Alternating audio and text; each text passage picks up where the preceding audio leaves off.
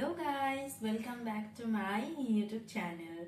তো আজকে অনেক দিন পর আমি একটা লং ভিডিও নিয়ে এসেছি।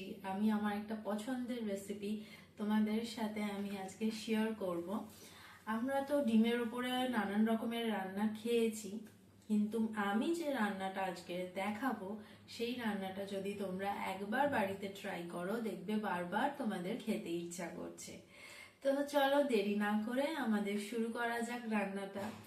আর হ্যাঁ, তোমাদের একটা কথা বলি, অনেকেই আমাকে এই কোয়েশ্চেনটা করেছে, অনলাইন অফলাইন অনেকেই করেছে, যে আমি যে রান্নার ভিডিওগুলো পোস্ট করি কি বাকি ভিডিওগুলো যেগুলো দিই আমি, সেগুলো কি আমিই শুট করি, মানে রান্না কি আমিই করি?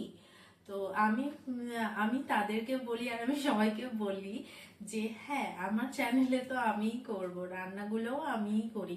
আসলে আমি রান্নার দিকে ক্যামেরাটা মানে আমার ফোনটাকে পুরো ফোকাসে রাখি বলে সেই জন্য আমি আর বাকিটা তুলতে পারি না, মানে আমার দিকটা আর তুলতে পারি না। আর আমার ঘরে তো একটা ছোট বেবি আছে, তো আমাকে তাকেও দেখতে হয়।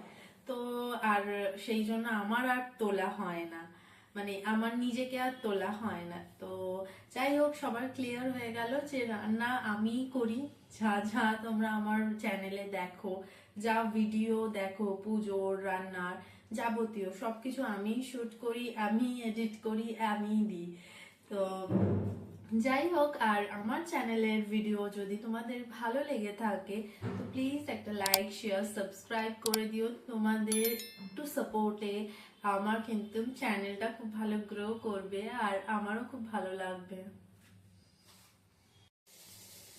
দেখো, এখানে কিন্তু আমি অলরেডি ডিমগুলোকে সেদ্ধ করে রেখে দিয়েছি।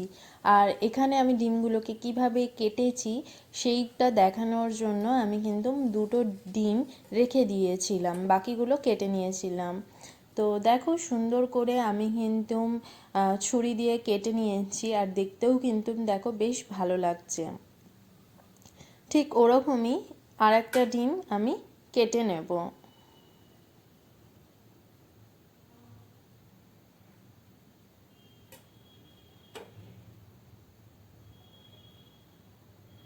দেখো, এটাও কিন্তু বেশ সুন্দরভাবে কাটা হয়ে গেছে। এবার আমি এটার মধ্যে একটু নুন মাখিয়ে এটাকে ভালো করে রেখে দেবো। আমি কোনো হলুদ অ্যাড করছি না এটার মধ্যে, শুধু নুন দিয়ে আমি এটাকে ভালো করে মেখে আমি সরিয়ে রেখে দেবো।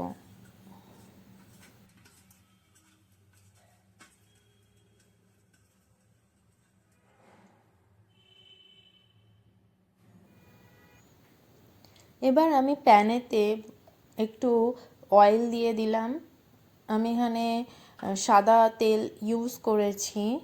তো সাদা তেল ইউজ করার পর আমি এবার তেলটা গরম হয়ে যাওয়ার পর আমি এবার একে একে করে ডিমগুলোকে কড়ার মধ্যে দিয়ে আমি ডিমগুলোকে একটু হালকা ভেজে নেব। আমি যেন কোনো হলুদ ইউজ করিনি, আমি শুধু নুন দিয়ে ডিমগুলোকে ভেজে রাখছি।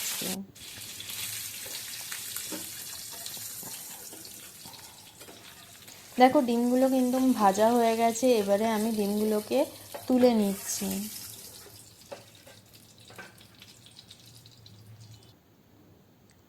এবার ওই একই তেলের মধ্যে আমি একটু বাটার অ্যাড করে দিলাম।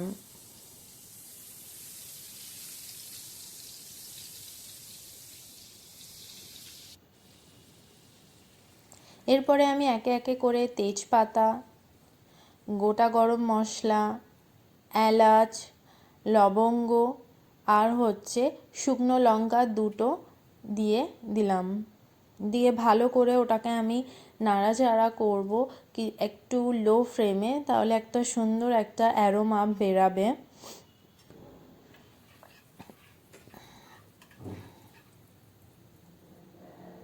এরপরে কিন্তু আমি পেঁয়াজ কুচি অ্যাড করে দিচ্ছি। আমি এখানে আমার ডিমের কোয়ান্টিটি ওয়াইজ আমি এরকম মিডিয়াম সাইজের 3টে পেঁয়াজ কুচি নিয়েছি। এবার এটাকে একটু ভালো করে নাড়াচাড়া করে নেব।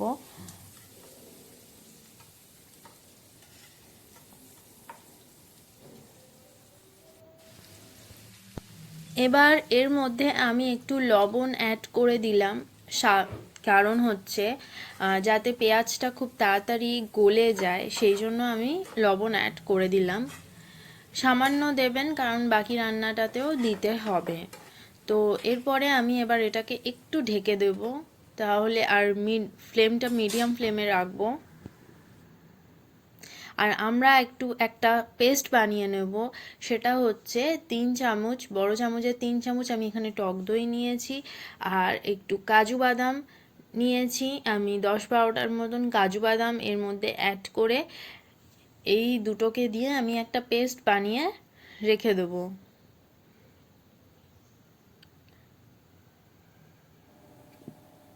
দেখো এদিকে আমাদের পেঁয়াজটা কিন্তু মোটামুটি একটুখানি গলে গেছে।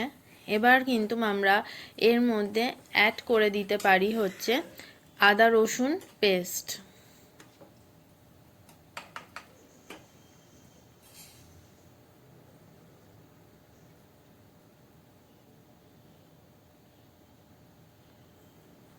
এবার এটাকেও আমরা ভালো করে নাড়াচাড়া করে নেব।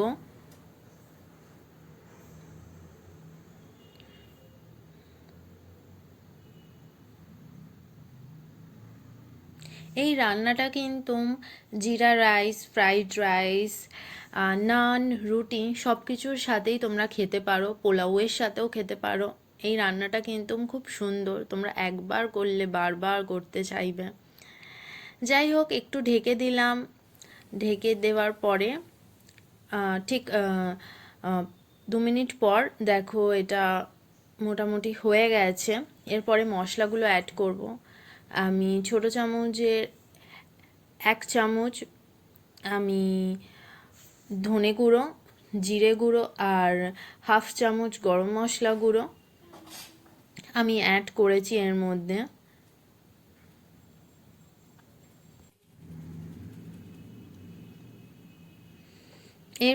পরে এই মশলাগুলোকে ভালো করে আমি একটু নাড়াচাড়া করে নেব, যাতে ধরে না যায়।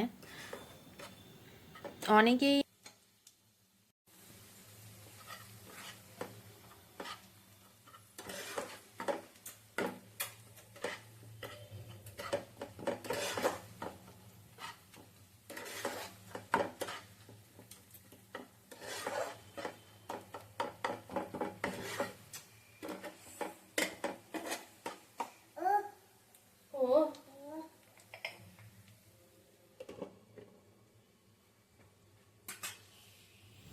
দু মিনিট একটু হওয়ার পরে এবার দেখো মশলাটা কিন্তু বেশ ভালো হয়ে গেছে, ভালো মতন কিন্তু এবার এর থেকে তেল ছেড়ে দিয়েছে।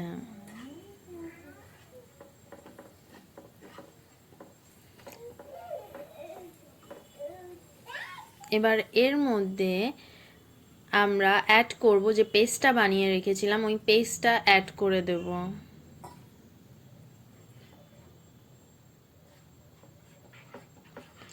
পেস্টটাকে ভালো করে মিশিয়ে নেব। আর ফ্লেমটা কিন্তু মিডিয়াম ফ্লেমেই রাখবেন, না হলে ধরে যেতে পারে।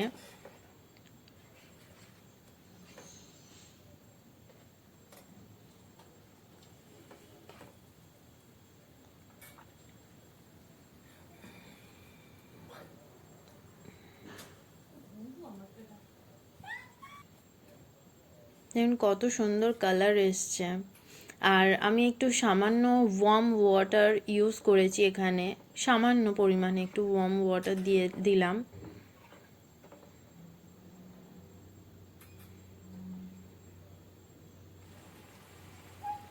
এরপরে আমি কিন্তু একে একে করে এই গ্রেভিটার মধ্যে ডিমগুলোকে দিয়ে দেবো।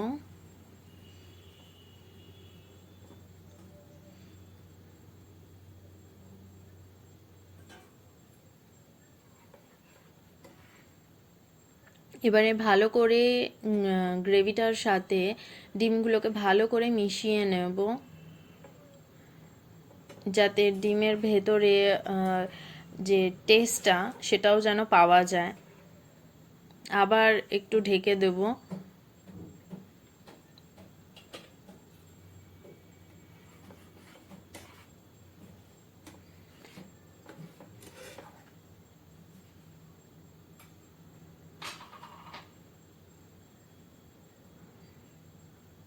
এরপরে কিন্তু স্বাদ মতো নুনটা অ্যাড করতে হবে। মাথায় রাখতে হবে যে আগে পেঁয়াজে আমরা নুন দিয়েছি, তো সেটা বুঝে।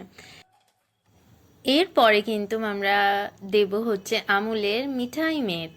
এটা কিন্তু খুব সুইট। আমি ছোট চামচের 2 চামচ এটা আমি দিয়েছি। আর হচ্ছে এটা তোমরা যে কোনো গ্রসারি শপেতে পেয়ে যাবে। আর যাদের কাছে এটা অ্যাভেলেবেল নেই তারা কিন্তু দুধ কিংবা মালাই ইউজ করতে পারো। সেই ক্ষেত্রে সামান্য একটু চিনি দিতে হবে, আর যারা গুঁড়ো দুধ ইউজ করবে তাদের চিনি দিতে হবে না। তো দেখো কত সুন্দর দেখতে লাগছে। আর এরপরে আমি কিন্তু ওপর থেকে একটুখানি কস্তুরি মেথি ছড়িয়ে দেবো, দিয়ে এটাকে একটু লো ফ্লেমেতে 2 মিনিট হতে দেবো চাপা দিয়ে। ব্যাস, তারপরেই কিন্তু তোমরা গরম গরম এবার সার্ভ করে খেতে পারো। তোমরা কিন্তু অবশ্যই কমেন্টে জানিও যে তোমাদের এটা কেমন লেগেছে। বাড়িতে আগে বানাবে, তারপরে আমাকে কমেন্টে জানাবে যে তোমাদের এটা কেমন লেগেছে। আর ভালো মন্দ যাই হোক তোমরা জানাবে, কিছু সাজেস্ট করার থাকলে আমাকে সাজেস্টও করবে। আর আমার চ্যানেলটাকে লাইক, শেয়ার, সাবস্ক্রাইব কিন্তু করতে একদম ভুলো না। আর পাশের বেল আইকনে একটা হিট করে দিও।